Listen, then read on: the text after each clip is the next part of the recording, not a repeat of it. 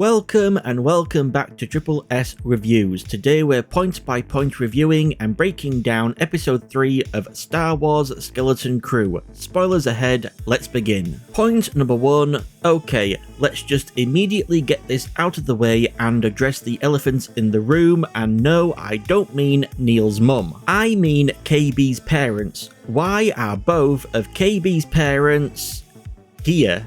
I get why Farah and Wendell are here since Fern and Wim seem to come from single parent households, but only Neil's mum Numa is here.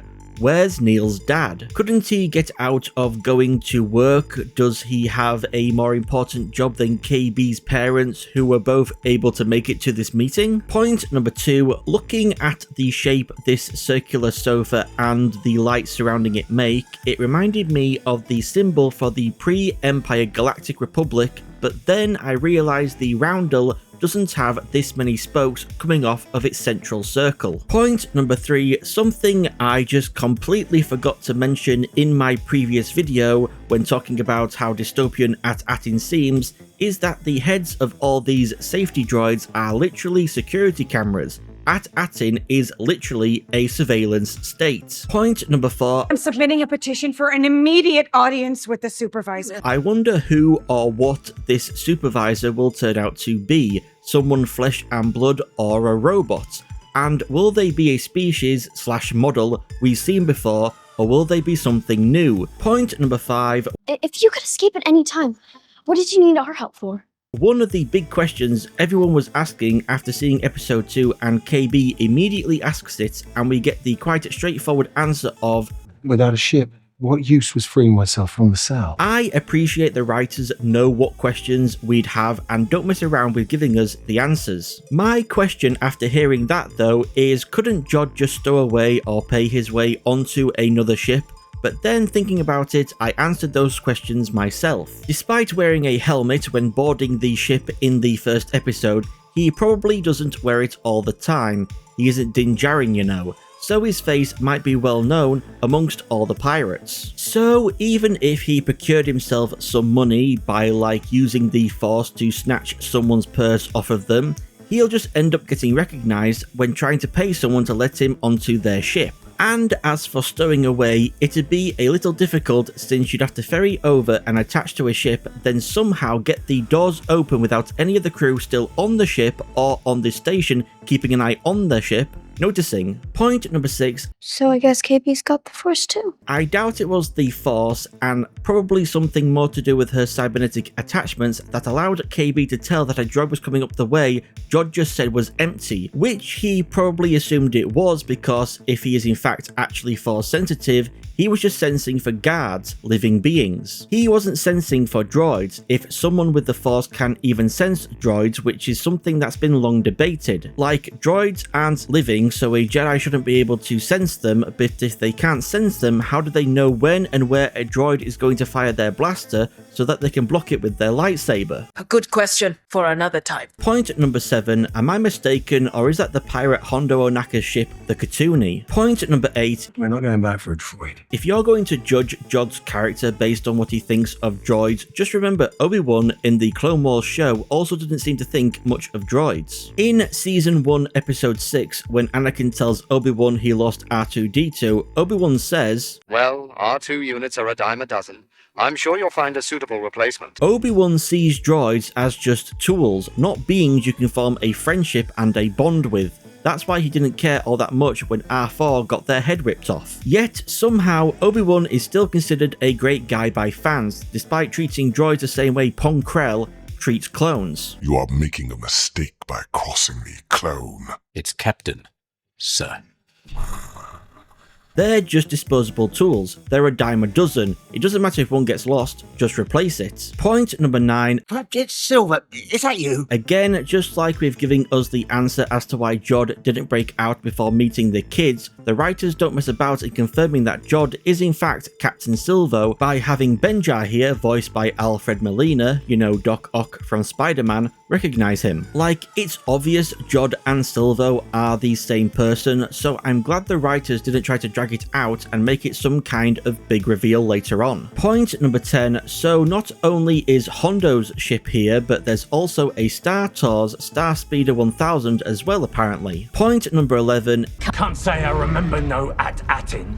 it's suspicious that at the mention of at-atting, SM33 says the exact same thing he said in episode 2. Can't say I remember no at-atting. Could it be a response he's been programmed to say whatever he's asked about at-atting? Or could it be literal, that he literally cannot say that he remembers at-atting? In any case, 33 being a robot and having memory problems in relation to a planet with treasure makes me think of Ben from Treasure Planet, who is also a robot with memory problems in relation to a planet with treasure. Also, now's a good time to point out something else I forgot to mention in my previous video, and it's that 33 is voiced by Nick Frost of Spaced and Cornetto trilogy fame. Point number 12, I love the subverting of expectations, a scary phrase for some people, I know, of expecting Jod to continue talking about at-atting after he literally says, So, at-atting. but then he just finishes eating and doesn't say anything else about the planet. Point number 13, so with everyone's job on at-atting being seemingly related to money and might also connect to whatever the great work is, the main theory I've seen about what at-atting actually is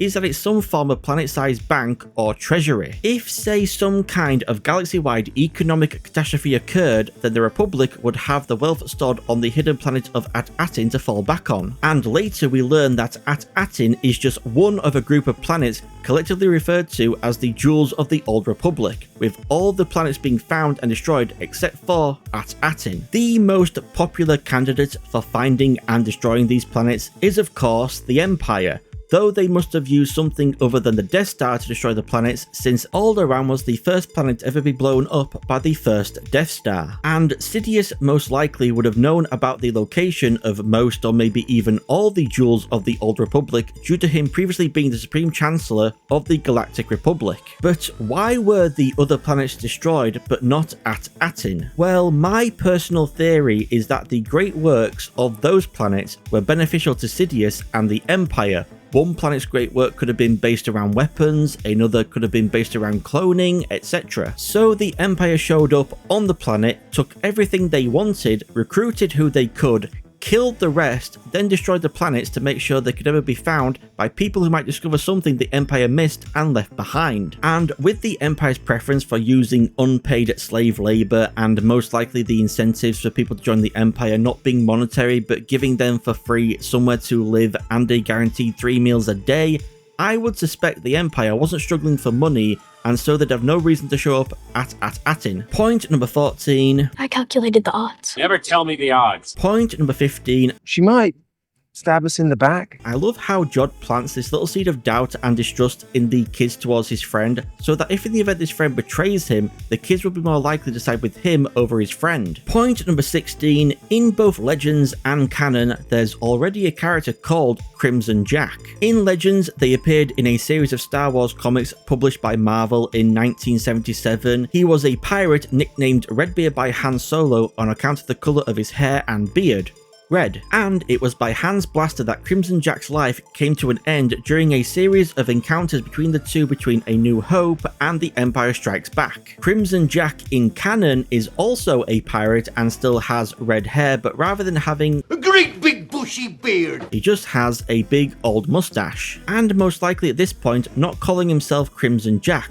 One, because it's one of Jod's aliases, and two, the Marvel published comic series he appears in, Halcyon Legacy, is set in 34 ABY. For reference, Skeleton Crew takes place around 9 ABY during like the Mandalorian show, and The Force Awakens takes place in 34 ABY, which explains why this mustache haver tries to claim a bounty put out by the First Order. Don't trust anyone with a mustache. Maybe this could be a Dread Pirate Roberts from the Princess Bride kind of situation, in that Jod at some point abandons or passes on the alias Crimson Jack when he's done using it. Point number 17, a know-it-all owl called Kim. You get it? Kim, Archimedes, the know-it-all owl from the 1963 Disney movie The Sword in the Stone. You get it? What? Kim, voiced by Alia Shawkat, maybe from Arrested Development, also has a cybernetic attachment that reminds me of Lobots from The Empire Strikes Back called the AJ6 Cyborg Construct, which is, reading straight from Wikipedia, designed to increase the user's productivity. However, it would often erase their personality and occasionally cause their behavior to become erratic. And speaking of Lobot's cybernetic attachment, KB also apparently possesses something similar. Now you might say obviously, but I thought her cybernetics just covered her ears and then included the visor, but in actuality it goes all the way around the back of her head and is just covered by her hair that's grown long enough to hide it. Kim and KB sharing cybernetic attachments could also be how they stay in touch in the future, but we'll just have to wait and see. Point number 18, I guess during the process of hiding the planets that make up the jewels of the Old Republic, the location of the planets was completely erased from public knowledge, but not the existence of the planets themselves and their names. Or how else would At-Atin become a widely known fairy tale, you know? Point number 19, lots of speculation as to who Jod actually is. Some believe he's a Padawan who wasn't that far into their training when Order 66 happened and who managed to escape. That's why he can only do basic Force stuff and why he says he's lost and alone. Some believe he's just a random guy who's Force sensitive, a nobody just like Rey, until J.J. Abrams decided otherwise. And some even believe he might actually be Obi-Wan's nephew, because if not Rey, why not this guy? Since in the show Obi-Wan Kenobi, Obi-Wan tells Leia he believes he might have had a brother, and Jod makes a noise to distract some guards just like Obi-Wan makes a noise to distract some stormtroopers in A New Hope. Yes, seriously, that's pretty much all the evidence people have to connect Jod to Obi-Wan somehow. Anyway, I lean more in the direction of Jod just being some guy who happens to be Force sensitive, and him saying he's lost and alone is either just him playing on the kids' sympathy or because he's lost and alone now after his crew's mutiny. Point number 20. I'm sorry. They got us. Point number 21. We got him! Could you imagine if Fern or Wim had actually managed to land a lethal shot on an X-Wing and killed the pilot? That'd be some major childhood trauma and no mistake. Point number 22, was anyone else expecting one of these X-Wing pilots to be Carson Taver? The dude shows up everywhere, so I wouldn't have been at all surprised to see him here as well. To round all this off, my most disliked part of the episode goes to Jod being completely irresponsible and putting two kids behind the controls of some laser guns. It's like if in real life you told a 10-year-old to man a mounted machine gun but only to lay down suppressing fire. And yes, I know he said, Just keep him back. but what if, like I said not that long ago, one of the kids had actually managed to land a killing blow on an X-Wing? You know what, maybe he is a Jedi then. Turning children into soldiers has kind of been their thing since the Clone Wars after all. And my most liked part of the episode goes to the conversation between Jod and SM-33. Jod trying to intimidate 33, then laughing it off when 33 intimidates him right back. Then 33 just saying something to say something when answering that he knows the kids are Definitely from somewhere. and finally giving Jod the double Love it. Thank you all for watching Triple S Reviews. If you enjoyed the video, don't forget to like, sub, share and comment. I also have a variety channel where I post a variety of different videos. If any of them interest you, check them out. I've been Triple S, you've all been amazing, and I shall see you all in the next video.